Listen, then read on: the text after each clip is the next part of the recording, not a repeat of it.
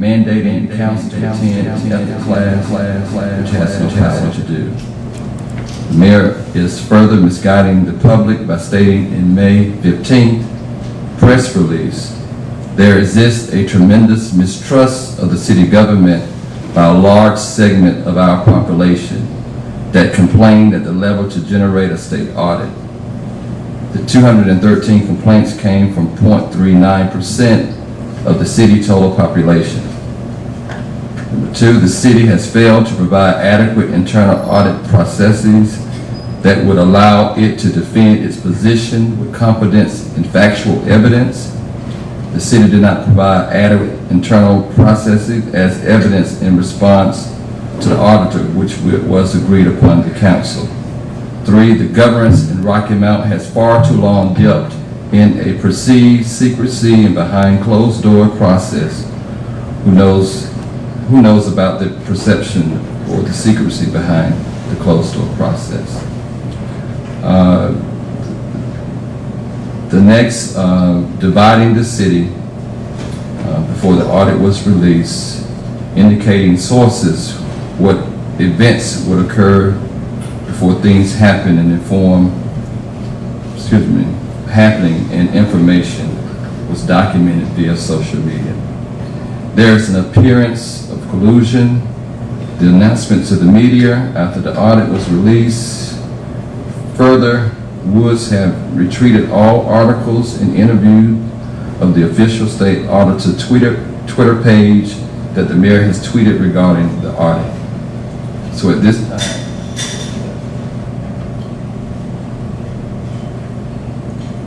I would like to address and ask our city manager and our city attorney first that he, the section that was misguided in the paper, in reference that the mayor had the authority to compel and to hold council members into custody. I would like for you to explain that, what's in our charter, what it means, and when to use it. Also, following that, I would like our city manager to give us an update on a picture that was in the Wilson Times for council members to refuse to attend an emergency call meeting. A picture that was staged with our Sergeant Rogers, signifying that this was a official document that could compel and to hold us into custody. Could you speak to that, Attorney Rose? Thank you. Councilwoman Knight, as I said in my email one day last week, the mayor does not have authority to compel members to come to a meeting. I don't know whether that requires any elaboration. It's just doesn't have the authority in my view. City manager. Yes, the issue that you raised really caused a great deal of consternation, I would say, for the chief of police, as well as for the employee, and as well as for myself. The city charter is very clear about the separation between the governing policy-making body and the administration and supervision oversight of employees. And it's unfortunate that in this particular situation, this officer, this sergeant, was, like many of them do, in the process of delivering information that either comes from myself or from other members of the team to the city council. And he delivered a package to every member of council, and when he delivered his package to the mayor, as I understand it, he was asked if he would like to take a picture. But unbeknown to him, his picture ends up in a newspaper, local newspaper, and it gave the impression that this was the officer who had been directed to deliver this summons, if you will, to the members of council, compelling them to come into the council chambers for this meeting. You cannot imagine the turmoil that this caused for this officer. He was simply doing his job and had no idea that he would be put into such a political turbulence as he was. He was very concerned because employees know that their job is to deliver services to the public and not to be engaged in political turmoil or conflict or any of that. And so, for this individual, it took consultation with the Chief Robinson, to get to the bottom of this, because we know sometimes people do venture off into lanes that they don't belong in. That happens. But in this case, the officer was very concerned about how he would be perceived by his fellow officers as well as this administration, given the environment in which we're all working in. So thankfully, this was a situation whereby the officer did not intentionally engage in this. He certainly had nothing to do with the representation that he was the guy who was going to come around and compel members of council to come into the chamber. He can't do that, as I understand it from the attorney who I sought legal guidance, that this is an order. This would require an order from a judge, and certainly none of that had happened. So we were able to resolve this issue that morning. The officer continues to do his work as he's expected and commanded by the chief of police. And I'm just very happy that it was resolved in the manner in which it was resolved. Thank you. And I don't know if council members saw this photo in the Wilson Time or either the Spring Hope Enterprise. So I have a copy of it that you can see it. And I'll open up the discussion, but to me, I was very dismayed about it. And it was a scare tactic.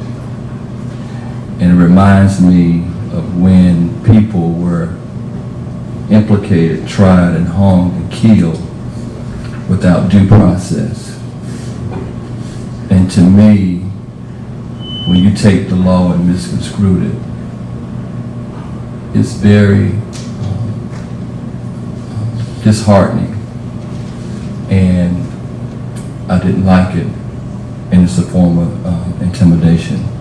So at this time, I think that I open this up for any council member that want to respond. Yes, Council Member Joyner. Since we're on communication, we did not have our retreat this year, and I would like to, and also we talked about our code of ethics. I think there are 8 of those, and if we could have at least one of those read at each one of our council meetings, if we could set some time when we can come together as a unit and try to do something similar to what we would have done in our retreat, and list these concerns that we have, and how can we turn these into form of trainings that as we go forward, that we look at how we take these and turn them into opportunities to train and to be developed on how we even do things that we're called to do in a better way. And that would be my hope. Councilmember Walker. Thank you, Mayor Pro Tem. I do want to speak on this communication piece in regards to how this was handled over the past couple of weeks with this audit result findings. And Mayor, with the utmost respect that I have for you as an individual, as a businessman, and your zeal to be a leader, I believe the way in which you handled this situation was very, very controversial in a time that's already tense and controversial for our city. And my suggestion to this, and I can't tell you what to do or make you do anything, but I would suggest that all the media outlets that you went to, that called me directly, stating that from the mayor's office, you refused to go to the special call meeting, I would just like to make the suggestion and the request, if you could go back to all of those media outlets and correct the lies, because I took that as political headshots to my character, to my integrity and who I am as an individual. I never refused to come to your special call meeting. My email in response stated that I was not available. However, I suggested that we meet on our next regular scheduled council meeting, which in turn happens to be today.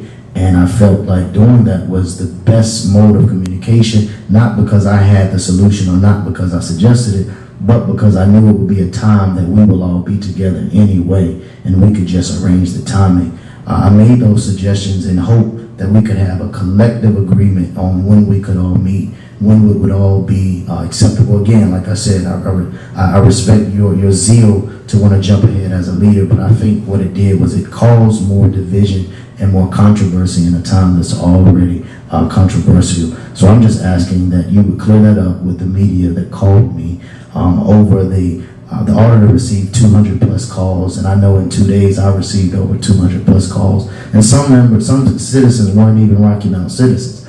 I had individuals calling from Florida, from Virginia, from Texas, stating that not that they suggest I come to the meeting, but telling me I need to go to the meeting.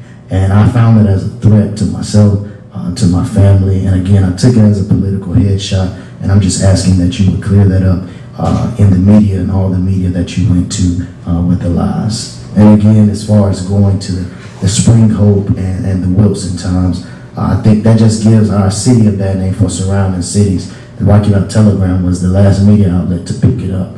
And I think that hurts us as a city. And if, again, like I stated earlier in your special call meeting, if we're going to say that we want to move in unity, that did not show to me that was a tactic of unity, but a tactic of division and divisiveness. So I'm just asking if you could please clear that up with all the media outlets. Thank you. Councilwoman Miller. Thank you. I would like to respond to that because my sole communication with regard to whether or not I could attend that meeting that was called last Thursday was in response to TJ when he said he could not be there on Thursday, but he would like to see the meeting this coming Tuesday, I guess it is now, today, in advance of the rescheduled committee of the whole and council meeting. And I said that would be my preference as well. What happened after that was that, as is her job to do, our city clerk collected the responses and sent them to the mayor. But his translation on his show, as I understand it, I don't follow that program, and I don't respond to those ugly, agitating social media forms. But the communication came through that 4 or 5 of us refused. I never refused. I don't know of any other councilman who refused. But that's what I was hearing in the emails and the phone calls that flooded my email box and my landline and my cell phone. Demanded I be here. Why are you refusing to attend the mayor's call meeting? Refuse was never in my communication. That was somebody else's editing. I guess it suited someone else's purposes. Division is not what we should be about. If you are promoting a division, you have a different agenda. Any other council member? Councilmember Blackwell. Yes, thank you. I was really debating whether or not to say anything, because I think I said pretty much everything I needed to say. But what I can say is this. I'm not going to forget the past, because the past crafts the present that we're living in. And Mayor, I wasn't okay with some of your comments related to me, specifically when you were running for the race. But I chalked it up to campaign politics. Everybody does what they have to do. Gloves are off in the race. That I understand. My gloves came off too. I understand that. But when the race is won and the seats are taken, that's when the work begins. And all I can say, I never responded to your email because all I could see in my mind was a week full of press about calling everyone corrupt, making allegations that all of us, everybody in City Hall, all elected officials, something's wrong with everybody except for you. And that creates, you can't do that, my friend, and then come back and say, now let's hold hands and be unified. We can't do that. We cannot do that. And, you know, you want to do things the way you want to do, and that's your right. But I got a right too. I have a right to. I'm not going to be dictated to. I can be worked with. I will collaborate. Don't have a problem disagreeing. Stand by my convictions. Nobody has anything I say to. I got 1 vote out of 7. And I'm good with that. But what I do say is that we can't talk unity and then do things that create division and then get exasperated when no one unifies. So I'm just asking. I have no problem working with you, but I will not be dictated to. I will not dictate to you, and you will not dictate to me. That's all I ask. Okay? If you want to have a meeting, would you put out an email and say, I'd like to have a call meeting. Does this time work for you? Some people responded, some people didn't. But at the end of the day, it's up to each one of us to decide what to do. And for the public, it's fine for everybody to make the comments, but nobody's here going to be bullied. You can be bullied if you want to. I'm not going to be bullied. I don't care who it comes from, how many people it comes from, because I don't bully other people. I might talk strong, but I don't bully people, and I will not be bullied. So that's all I say to you. As in your style of it, you got 4 years to go. With me, you got 18 months or so, and then we'll see what happens after that. But if you want to pull a city together, you got to work with people who help influence the city and who work together with the city if you want to lead this body. That's all I ask. Mr. Mayor Pro Tem, Yes. there were a couple of the statements I wanted to make that I neglected Sure. to include in my original comment. Sure. Press correction. I sent an email to the 4 or 5 television stations in the area asking for correction, saying that I did not refuse to attend, and that some other statements. It came across in the media as Councilmember Miller denies the mayor's charge. Denies. That's not a correction.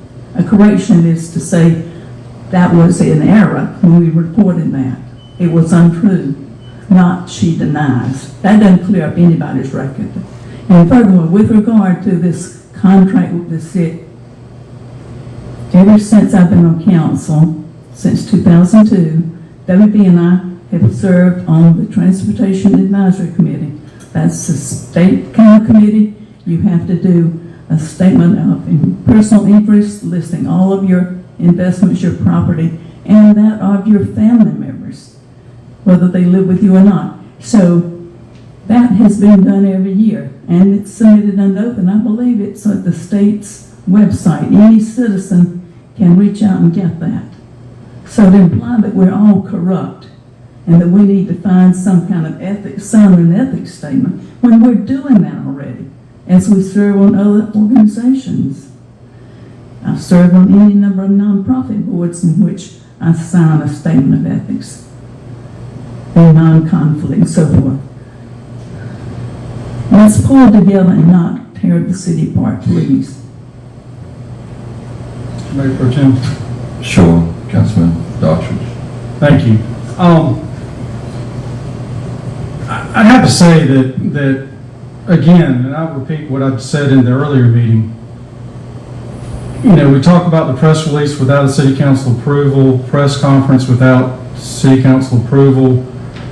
But the state auditor release, I received it at 11:38, didn't open my email until about 10 minutes before it was released, and then I made an email to our press person and asking questions because I thought we had 24 hours notice before the audit was to be released.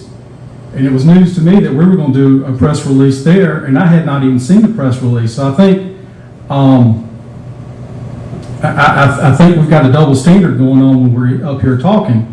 And then city council approval, talking about press releases, I recall seeing WTVD, ABC 11, with a council member in this room, and do we have access to this room anytime we want it, is my question, because if we do, I'll utilize it.